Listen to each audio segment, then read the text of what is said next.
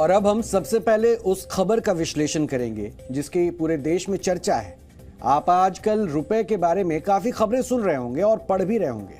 ऐसा इसलिए भी हो रहा है क्योंकि इतिहास में पहली बार अमेरिकी डॉलर के मुकाबले भारतीय रुपए 80 के पार चला गया है। सरल और आसान शब्दों में कहें तो आज की तारीख में $1 भारत के 80 रुपए 2 पैसे के बराबर है। अब इसके बाद लगातार ये सवाल उठ रहे हैं कि डॉलर के मुकाबले रुपए का कमजोर होना देश की अर्थव्यवस्था के लिए क्या संदेश देता है। इसलिए आज हम रुपए का पूरा अर्थशास्त्र आपको बताएंगे कि आखिर रुपए गिरता क्यों है और रुपए के कमजोर होने का क्या मतलब होता है।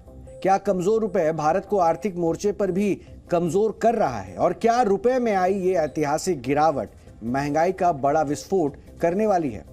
अर्थव्यवस्था से जुड़े सभी विषय बहुत जटिल होते हैं, लेकिन आज हम आपको रुपए का गणित इतने सरल भाषा में समझाएंगे कि आप भी इस विषय के मास्टर बन जाएंगे। इसलिए जरूर इस विश्लेषण से जुड़िए।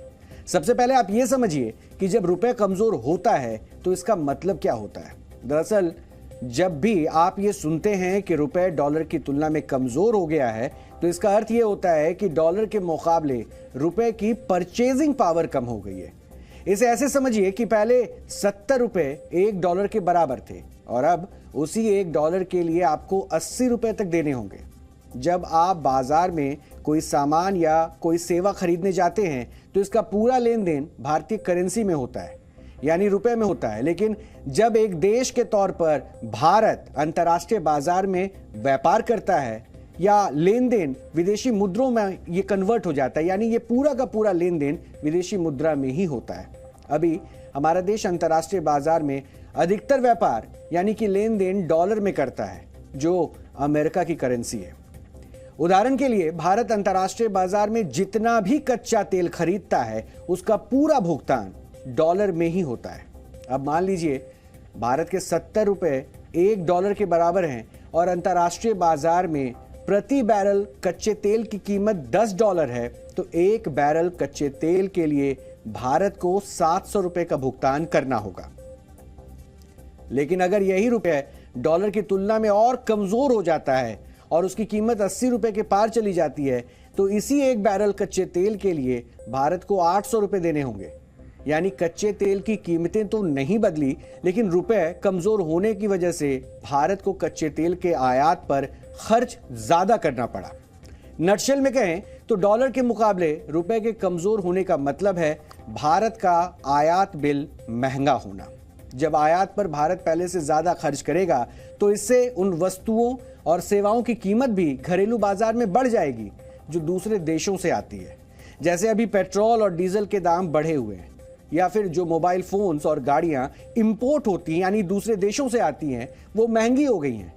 अंग्रेजी में इस प्रक्रिया को करेंसी डेप्रिसिएशन भी कहते हैं, यानी जब डॉलर की तुलना में किसी भी अन्य मुद्रा का मूल्य घटे तो इसे उस मुद्रा का गिरना, टूटना और कमजोर होना कहते हैं। जब आपके मन में यह सवाल होगा कि भारत का रुपए गिर क्यों रहा है तो यह भी समझना बहुत जरूरी है और इसके कई कारण भी हैं, यानी कोई एक फैक्टर इसमें काम नहीं करता। इसमें पहला कारण है महंगाई। भारत जिन चीजों का आयात करता है वो चीजें हम दूसरे देशों से खरीदते हैं। अंतर्राष्ट्रीय बाजार में उन सब की कीमतों में वृद्धि हुई है, यानी उनकी कीमतें बढ़ी है और जिनमें कच्चा तेल सबसे अहम है। यूक्रेन और रशिया के बीच जारी युद्ध की वजह से कच्चे तेल की कीमतें अस्थिर हुई है, यानी स्टेबिलिटी उनमें नहीं और इसमें बढ़ोतरी लगातार जारी है, जिससे भारत का इंपोर्ट बिल भी बढ़ गया है।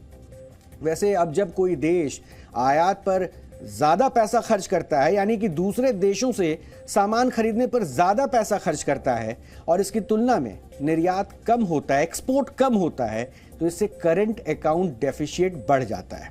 अगर आप अब भी नहीं समझे तो इसे आप एक चार्ट से समझिए। मान लीजिए कि भारत ने 100 रुपए का सामान दूसरे देशों से खरीदा और सिर्फ 60 रुपए का सामान अंतर्राष्ट्रीय बाजार में बेचा, तो ये जो 40 रुपए का अंतर है, ये जो फर्क है 40 रुपए का, ये हमारा करंट अकाउंट डेफिशिएट होता है। यानी आयात और निर्यात के इस असंतुलन से भारत को लगातार नुकसान होगा। अनुमान यह भी है कि इस साल भारत का करंट अकाउंट डेफिसिट $105 बिलियन यानी कि भारतीय रुपयों में 8,40,000 करोड़ रुपए हो सकता है। यानी आयात और निर्यात के बीच जो अंतर है वो 8,40,000 करोड़ रुपए का हो सकता है। वैसे रुपए के कमजोर होने का एक और मुख्य कारण है विदेशी निवेशकों का जो भरोसा है वो टूट जाना। सिर्फ इसी साल में विदेशी निवेशक भारत के शेयर बाजार से $30 बिलियन यानी कि भारतीय रुपयों में 2,40,000 करोड़ रुपए का विदेशी निवेश वापस निकाल चुके हैं, जिससे रुपए कमजोर हुआ है। इसके अलावा रुपए के कमजोर होने के कुछ और भी कारण हैं, जैसे रशिया और यूक्रेन का युद्ध और कोविड से प्रभावित हुई ग्लोबल सप्लाई चेन्स और बढ़ती हुई महंगाई भी इसमें एक फैक्टर है। और इन वजहों से भी डॉलर की तुलना में रुपया कमजोर हो गया।